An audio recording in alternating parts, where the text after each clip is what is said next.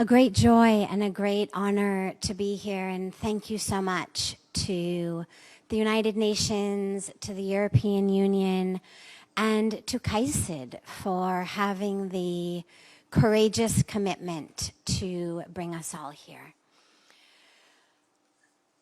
When we speak about peace, I think it's crucial to begin with understanding what do we even mean by that definition of peace, particularly in terms of what women of faith can bring. We're not talking just about an end to conflict. Yes, that's a crucial and essential place to begin, but that's not where we're ending. Ultimately, our vision of peace has to expand into being one of sustainable life. And this is where the role of women, and particularly women of faith, is so crucial, because women, biologically and psychologically, are so naturally primed to be focused on both creation as well as sustenance of that creation.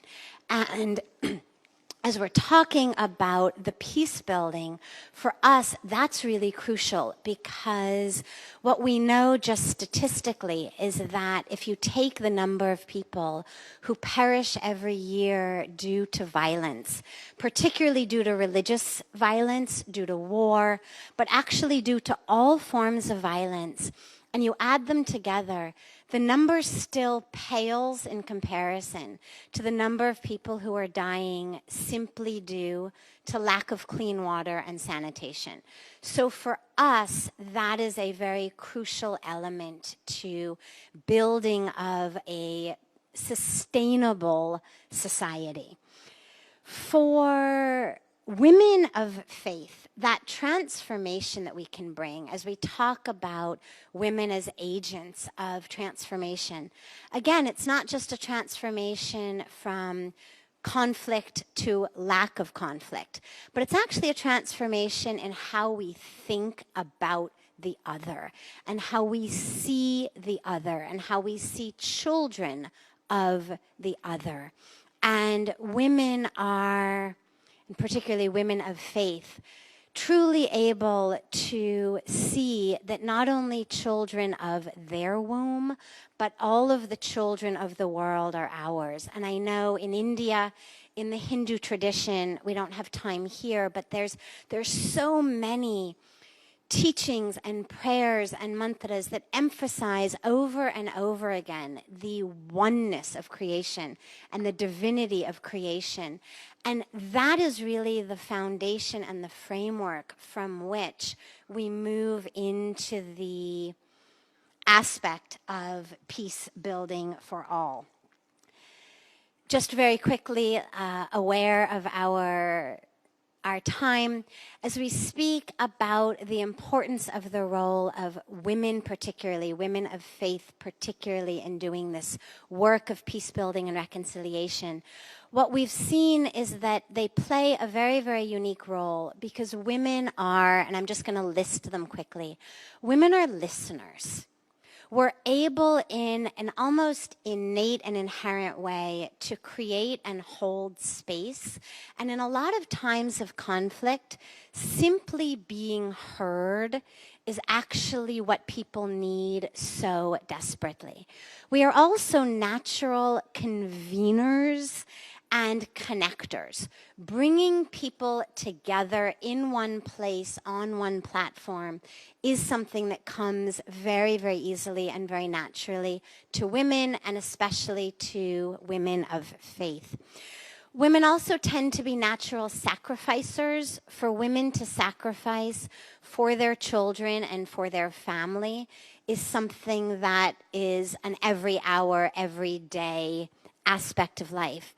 And when we bring women of faith into it, then it becomes a sacrifice for our greater family, for the children of the other colors, other cultures, other creeds, and other countries as well. Lastly, as we speak about sustainability and this greater vision of peace in terms of actually having water to drink, air to breathe, soil in which to grow our food. Women by nature tend to understand intuitively that the natural world is not something to be used and abused and discarded any more than their bodies are commodities to be used and abused and discarded. And so that protection of and preservation of the natural world for the children of the world, for the future generations, is something that also comes very naturally to them. Very, very quickly, in just 2 seconds, the challenges. I didn't want to emphasize this, so I left it to the end. The only challenge that I find worth mentioning here is an obvious one. It's a man's world, particularly the world of religion. And I'll come to that when I give some suggestions for how we can move forward. But there are women leaders, there are women who are playing an incredible role, but in order for us to be able to actually be effective, we have to have voices that are heard, we have to have seats at tables and on stages, and that's the biggest challenge that we face. This was fantastic, but it was too short, it was one. We need more of these, so more of UN, United Nations, KAICIID, other coming together for this topic and agenda. Number 2, expand our definition of peace when we talk about peace building. Again, without going into any more details, the United Nations has given statistics of what the tens of millions of refugees we will have simply due to lack of water. So when we talk about peace building and sustainability, prevention has to also come in there. And the wars that we're going to have over water, the displacement we're going to have over water is phenomenal. Next, allocate resources, time, energy, money to work on the ground, training these women of faith and empowering them to actually be even more effective agents of transformation.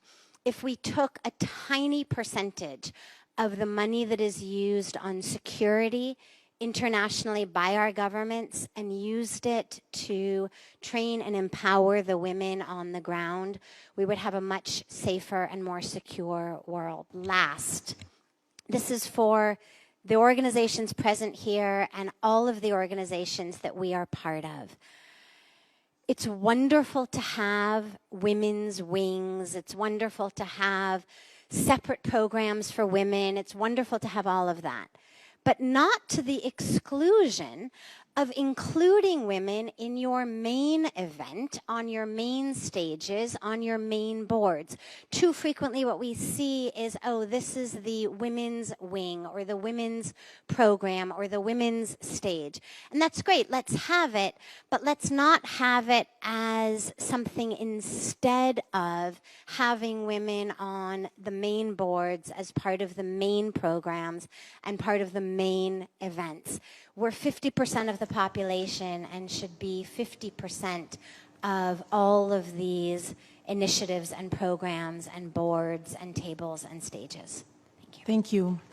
Thank you.